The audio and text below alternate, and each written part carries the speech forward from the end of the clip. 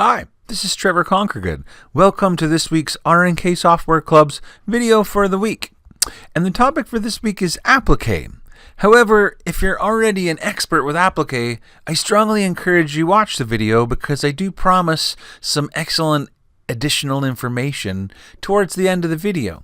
And so I think we'll just start by kind of going through the basics of an applique so we understand how the tool works. And when you look at this design, it's one of the exclusive monthly member designs for February 2022. And you'll notice that there's several pieces of applique where we have showing a piece of fabric in the background, and you can see that we're using a blanket stitch to give it kind of that handmade look to it.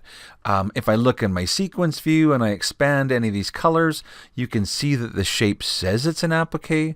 And if I click on that shape and select it, the properties box will light up with options on how I can control my applique. And so I thought we'd go through those settings. What we'll do is we'll just start a new empty workspace, and I'm just going to click on the custom shapes library and get a basic shape to work with. And so the applique tool is down here on the bottom. It's this green one right here. When I click on it, it instantly converts the design into the default settings for the applique. And of course, there's a variety of a variety of ways which you could modify the parameters to make this so sequence different. But just to look at where it starts with a run stitch, and that's called the placement line, and then another run stitch, that's called the tack down line, and then a column, and that's called the cover stitch. And so that's a satin, the type of applique is a satin cover. And so notice when I select this applique and then look to my properties box, there's 2 tabs that are specifically to do with making an applique. And so the first one is the applique tab, and that's where you can change the style. So from a satin stitch to a blanket edge, and that's what gives it the handmade look, as well as the motif edge, which gives it a fancy look. And now, of course, you've got that same very list of motif outlines that you have, for sort of regular embroidery available as a border for your applique. In here you have other kinds of, adjustments. If you're doing a motif, then you're going to have the size of the motif. You can make them bigger or smaller. And then check marks for, do you want to include the placement line? Do you want to include the tack down? Do you want to sew the finish? Maybe you want to do an applique, but you're going to do your own cover stitch later on. So uncheck that. And now you'll have just the beginning stages of your applique, which will secure the fabric, and no cover at all. Or choose to put the cover back on, but maybe go back to a satin stitch edge. And notice now there's even an option for sew underlay. So if I go back to a satin border, and I choose sew underlay, that will add an additional underlay layer. So now it'll sew the first run stitch and stop. You'll place your fabric, sew the second run stitch and stop. And now you'll trim your fabric around, that run stitch, and then it will do an underlay before doing the cover stitch. So you can see how you can adjust these parameters. In fact, sometimes when I do an applique where I'm trimming the fabric during sewing like that, I'll go to the Applique Extra tab, where I can control the stitch length of the placement line or the stitch length of the tack down line. And I can also change the tack down from a single run to a double run or a zigzag. And so a double run is great if you're doing a trim during sewing applique, because now when it does that second run stitch, the one that you're going to trim around the, to trim the fabric away, it sews at 2 plies. And that extra ply kind of makes it a little stronger for trimming against, if you're kind of tugging at the fabric while you're trimming. And then the zigzag underlay is kind of like an option to give a little bit more cover to the actual border itself. That's all assuming that you're doing a trim during sewing applique. But sometimes we also like to do appliques where we pre-cut the applique fabric, and in that case it works very much the same way, only you would pre-cut the fabric on your digital cutting machine or by making a template and cutting it with scissors. In that case, we usually recommend using something like Applique Wonder, which is a sticky stabilizer that you fuse to the fabric, and then when you're ready to applique it, you remove the waxy transfer paper and expose the sticky sort of side of the stabilizer, and you can stick it down. So essentially, when you get to this stage here where it sews the placement line and the machine stops, instead of placing just one big piece of fabric over top now, you have a pre-cut apple shape, and you would lay it or stick it down over top of this, and it'll match perfectly. If you use your digital cutting machine, it will match. You know, what you do is you take your very same apple shape that you've made and you save it as an SVG artwork format. And that SVG will match the applique file exactly. And then when you sew the first run stitch, you stick it down. Now the machine, now the software is going to do the tack down stitch. And in this case, it's just sewing on the edge of that stuck down fabric to ensure that it doesn't move. And so sometimes when I do a trim, like a pre-cut applique, if I'm doing a pre-cut applique, I might go to the applique extra tab and change it from a double run to a zigzag. So now when I stick my fabric down, instead of doing a double run, the software will do a zigzag and step kind of onto the applique material and then back off of it again. And the idea is that you just want to cover that so that, for example, sometimes we don't even use the cover stitch, like the lovebirds. I did a run stitch outline instead of a big border like that. So, okay. So this is the basics of an applique and how you can control all of the different parameters and how it works. The one thing I didn't talk about was if you're doing a trim during sewing applique, so let's set this back to a double run. And this is kind of how I like to do my trim during sewing applique.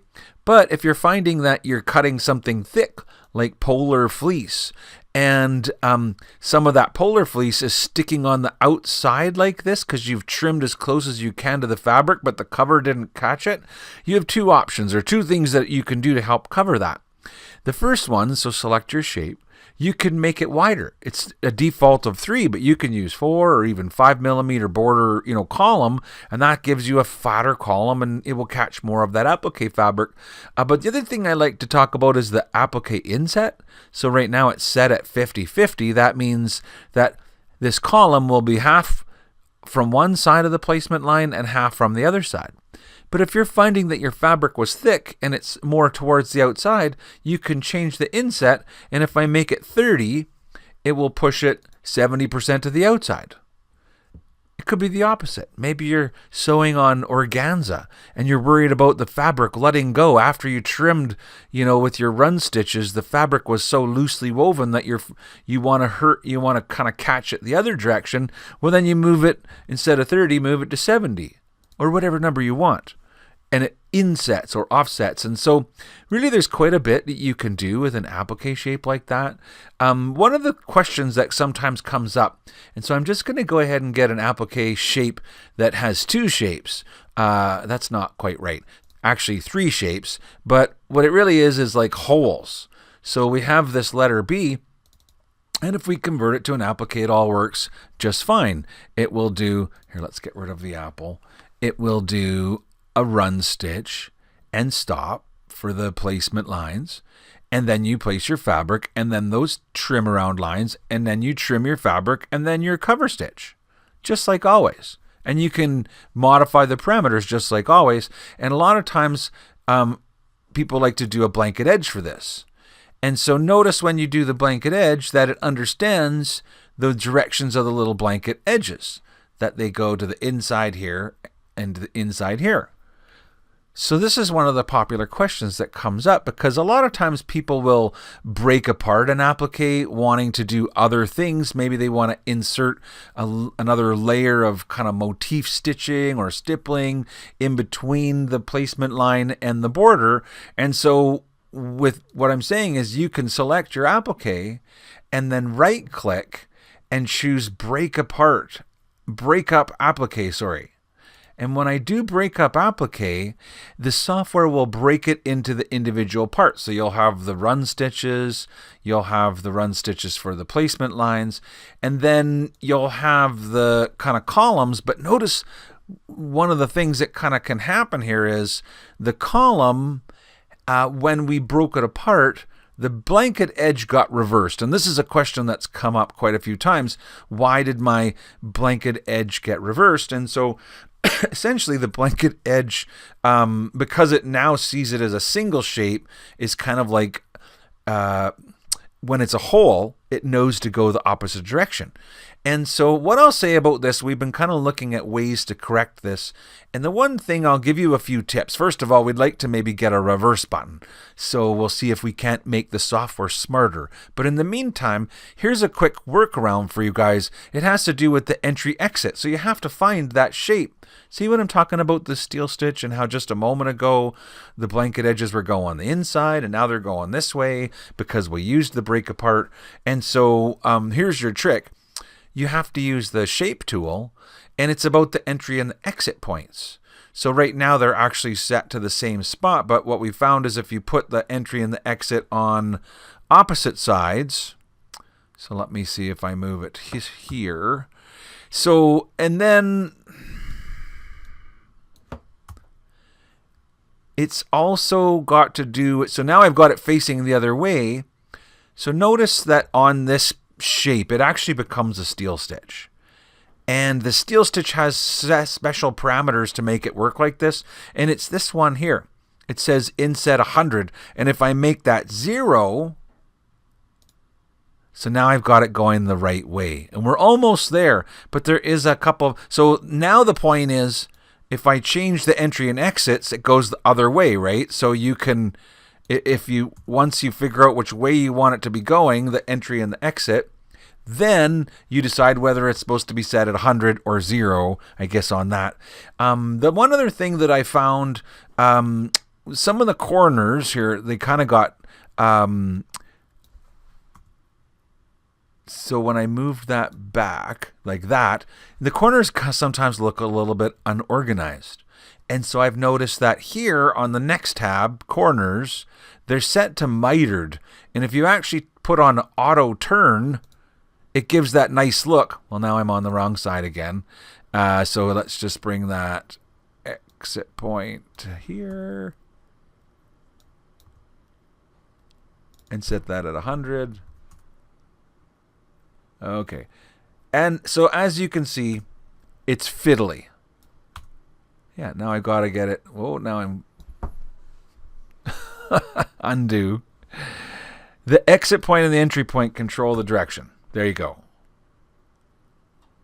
And the auto turn can give you the cornering. I want that going the other way.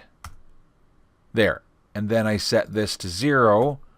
There. And because I got the auto turn set, then the corners look good. So what I'm going to say about that is we'd like to make that a little bit easier. And so we'll see if we can't, make a tool or an option to reverse it. When you break apart is when that happens. So if you're breaking apart a blanket edge and you get it going the wrong way, there is a way to make it go the right way again. In fact, it's actually kind of interesting, and you could create your own kind of blanket edge tool to use from, because you see what I've got now is the settings, the parameters kind of all set up for doing this little special E-stitch.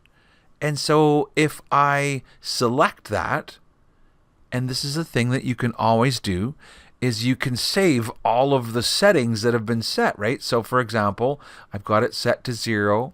I've got it set as an auto turned corner. There's another column down here. It's in the blue ones that says general. It's the connection set is to one side. And so those combinations of settings, plus I guess I didn't say the density would have been adjusted to be very open, 3.5 spacing. So all those settings can be found and saved. So what I'm going to do now is, it's this tool here that makes that, the steel stitch. If I select the steel stitch and I right click, I can save the preset. In fact, you can see a bunch of them in here that you don't have, because that's me saving things that I maybe have done in the past. So I'll say right now, save preset, and I'll just call it the, today preset. So it's called today, spell it right, and say OK. I just saved that. So notice now, if we go ahead and get our apple, or any shape, it could be a line that you drew, and instead of making it an applique, if you just want a blanket edge, you could now right-click on your steel tool and come to your today stitch or whatever, and so now you've got an E stitch, and if you want to control the direction of it, well, we'd like to maybe see a reverse button, but for now, the way to change it is to change the entry and the exit points and play with the inset angles. And so I can get it to go to the inside, but if I wanted it going the other way, I could get it to go the outside, and it's just a matter of adjusting the entry and the exit points. Anyway, an interesting video about applique, and maybe took it further than you wanted me to, but if you're somebody who's had that challenge in the past and you've broken apart and you want to know how to make the stitching go the opposite direction, then there's your answer. Anyway, I hope you had a wonderful day. Thanks for watching this week's video. Until next time, bye for now.